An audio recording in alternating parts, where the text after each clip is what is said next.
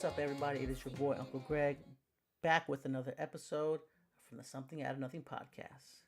Before we get started, I wanted to give some attention to the intro and outro audio of this week's podcast. Last week, March 17th, marked the second anniversary of the Oxnard musician labeled the Disabled Disco Innovator, aka Boyy.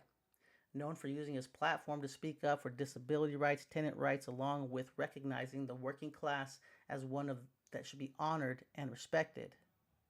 Dude was one of a kind, and I implore you to go listen to the anomaly of a human that is Boyy, aka Matt Urango. Long live Boyy. Now let's get into the topics for this week, starting off with the sports report. Unfortunately, in the World Baseball Classic, USA fell short to Venezuela as Eugenio Suarez had the RBI double in the ninth that helped lift Venezuela to a 3-2 victory over the United States. As I've dived into conversations on the internet, I have found heavy criticism from the United States fans talking about why we haven't had our top stars available for games like this. So, in your opinion, you tell me down below, what was the reason why the United States fell short? Was it just Venezuela being the better team? In my opinion, I think that's what happened. But you guys let me know. So next up, we got the NBA. So Luka is having a historic run as he's become the first NBA player to score 30 points in 9 consecutive games while winning all 9. During this stretch, he has also become the first player to record 250 plus points, 50 assists, and 50 rebounds over any 7-game span. So Luka and the Lakers are on a roll. Along with that is the Kings' longevity. LeBron James officially broke the NBA record for most career regular season games played, surpassing Robert Parrish with 1,611 for Robert Parrish. He celebrated the milestone with a 30-point performance win against Orlando. So LeBron James coming into shape. Maybe he is starting to feel better from that lower back injury he suffered in the offseason, which I think attributed to golf, but hey, who knows. Anyways, Lakers looking solid, looking like a real contender after a couple wins against Houston. So let's see what happens with that. We got the clinching the playoffs, Oklahoma City Thunder, San Antonio Spurs, and Detroit, the lone team out of the East, who have clinched a playoff berth. I'm interested to see what happens in these playoffs. I already gave you my thoughts on who I think is going to go further in the last pod. But yeah, some more NBA news. Westbrook is climbing the ladder as now with the Kings he has moved into the 5th place on the all-time assist list, passing Mark Jackson and Steve Nash. So although Westbrook maybe not competing for playoff spots, he's still competing on the court. And I think that's what fans have come to love about Russell Westbrook. So much respect to that guy. Another player, some notable notes, Kevin Durant is less than 100 points to Michael Jordan. He is within striking distance for the 5th all-time scoring position. So I don't know about you guys, how you guys feel about Kevin Durant, but in my opinion, I love his tall game, the way he hoops like a guard. I love that when seeing a big just be able to just move around and get buckets. That's my favorite type of basketball. So I don't know. You guys let me know what you think about KD and his less than 100 points to MJ. Are they legit? Are they not? Tell me what you guys think about Kevin Durant. I know he's a highly sensitive topic in some circles. But lastly, Detroit were the first team in the East with 50 wins this season, despite losing Cade Cunningham to a collapsed lung, which is terrible to hear. A lot of people thought that Detroit would not be able to hold on to that number 1 spot. However, in their first 2 games without Cunningham, they have battled through adversity and strengthened their chances to lock in that number 1 spot. They had 2 consecutive double-digit wins, yes, against the Wizards and Golden State, 2 teams that are not looking great, but you got to play what's on your schedule. And with those wins, they were able to lock up a playoff spot. With only 12 games remaining, they are now 4 games ahead of the Boston Celtics. Let's see if Boston can catch them. What do you guys think? Boston's going to catch them? I know I have a Celtic fan friend. Have a lot of conversations. She was engaging in the last post, so thank you. I appreciate that. I know she thinks they'll catch up. What do you guys think? You guys think Boston's got what it takes to take over that number 1 spot? Let me know down in the comments. Next up, you guys, I love March Madness. A lot of people love it. It's an exciting time. There's so many games going on. So far, there's been a few upsets. The 12 seed High Point over 5 seed Wisconsin, 11 seed VCU over 6 seed North Carolina, and 10th seed Texas A&M over 7 seed St. Mary's. And I believe, I'm not sure why this stat isn't here, Texas got an upset as well. I can't remember who they were playing against, but 11 seed beating like I think 6 or 7. Hey man, got to give it up to Texas. So you guys let me know what your favorite upset of so far this year is, and also March Madness in general, overall in all of history. Tell me what you think is your favorite basketball team, is your favorite basketball moment as far as college hoops. I know when I first started paying attention to UCLA basketball, we had Russell Westbrook, the Kevin Loves, Aaron Aflalos, the Jordan Farmars. We had players that I just, was attached to because I just loved UCLA as a team, as a university. And it was heartbreaking to witness them lose to Florida Gators, Joakim Noah, Al Horford, bunch of ballers. Got to give them the respect. But man, for a minute, I disliked Florida Gator anything because of that. So again, please let me know what your guys' favorite upset, your guys' favorite Cinderella down below in the comments. NCAA March Madness basketball, a dope time, and don't knock the women's basketball. UCLA basketball women, I'm pulling for you as my squad. So let me know what you guys think.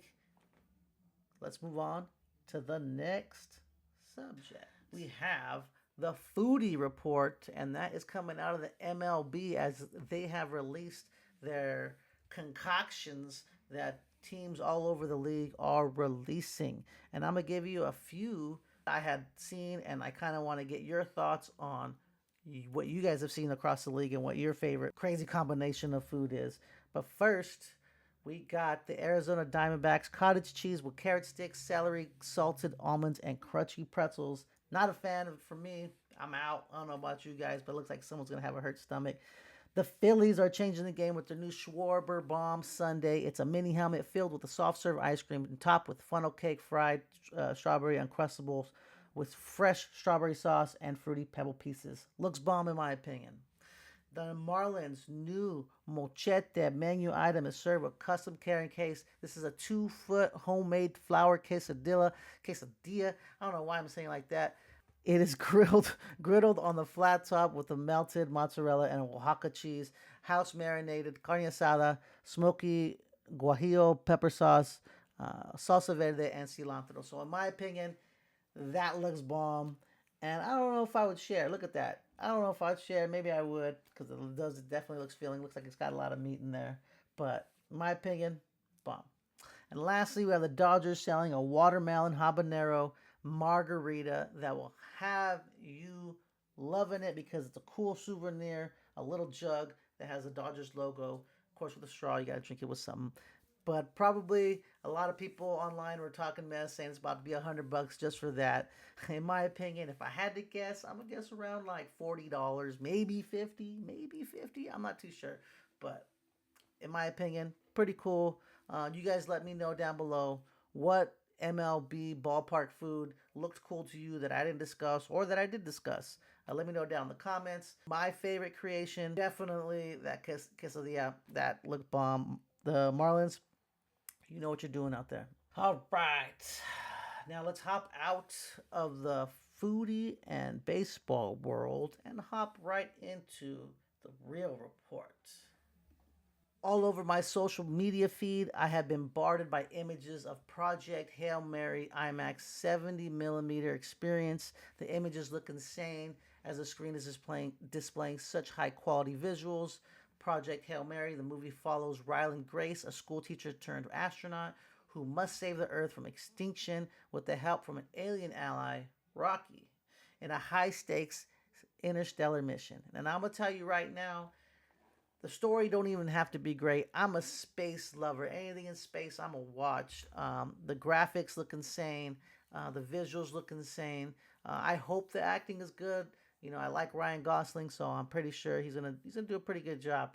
But I have heard some mixed reviews, so don't let that knock you from watching it. I always watch things regardless of what people say and get my own opinion. So please let me know what you guys think of the movie. If you guys have seen it, if you're gonna go see it, I for one am definitely gonna go see it, and I will definitely give you a feedback on it. So next up, as far as things to watch on the Real Report, this show Neighbors, the most unhinged piece of work I have seen in I don't know how long. It follows few neighbors, documentary style, where they follow some chaotic relationships and disputes among neighbors that, to be honest, when you first start off are not too crazy. You kind of laugh at it, and then it starts falling off the rails the further you get into the season. And I don't want to give too much away, but the dynamics on this episode or this show in general will make you laugh. If you like that type of stuff, me, every now and again, I need to get away from some serious stuff, and I just like seeing people, fully into themselves, ego or whatnot, and just I don't know, just it's funny, it's goofy, it's something that's light. So I enjoy it. You guys tell me any series you recommend, or if you've watched this Neighbor series, tell me who your favorite characters are. Whether it was uh, Seth and Josh from the Gate Wars in episode 1, um, or Trevor and Daryl from Indiana fighting over the animals, resulting in the smell being complained by neighbors. It's just funny stuff, in my opinion. Go watch it. A must watch, in my opinion. You can watch that on HBO Max. All right. Last but not least, we are going into the Tech Talk. Welcome to my Tech Talk. Retro Tech making a comeback. The Moving Sound Collection by Philips has them rolling out something straight from the 80s as the Tube, which is a collection of 2 speakers that offer a 5.5 Bluetooth and Auracast support. If you don't know, Auracast is a wireless audio technology that allows one device to broadcast audio to multiple listeners without needing to pair each device. With 24 hours of battery life, neon colored buttons, and multicolored LED lighting, the cassette tape image display may not be able to play cassettes, but it gives you off that nostalgic look. The smaller roller speaker, which can cost around $200, offers less than half that power at 60 watts, coming from 2 woofers, 2 tweeters, and 2 passive radiators, and also is smaller and more portable, as the larger one is close to around $400. Next up, we have the Ringo Duo. Was a classic throwback design over your ears. I'm sorry. The Ringo Duo is about $40, lightweight over your ear, reminiscent of what used to be given with cassette tapes. So if you like that retro look, but with the updated Bluetooth usage, this might be right down your alley. And if you love the 80s, I can totally see you rocking these. But last but not least, something I thought was cool and caught my attention was the Philips Buds. For those wanting the retro look with the modern convenience, Philips are selling these buds around $92. They feature 6 microphones, voice use, and a chunky charging case featuring an animated display on top, basically showing you which songs being played if you want to skip. And in my opinion, you show a mini screen on something, I'm sold. I love tech that's goofy like that, and in my opinion, I think this is cool. I think I would definitely mess around with it. I love retro. I love nostalgia. I eat it up. So, you guys let me know what you think. Would you guys buy this stuff? Are you guys rocking with the Philips retro look? I am. The Moving Sound Collection is a hit. Philips, you know what you're doing. All right, so that will do it for episode 2, where we discussed the amazingly talented Cola Boy, dipped our toe in the sports report, went into the MLB stands to see what they are serving for the fans, and wrapped it up with some tech talk and movie talk. Please let me know what was your favorite part of the pod. Let's have some discussions. I love having conversations. I don't care about being right. I just like talking about ideas. So, you guys have a great week. I hope you guys are willing to engage like I am. This is the Something Out of Nothing podcast. We'll see you. I'm on fire.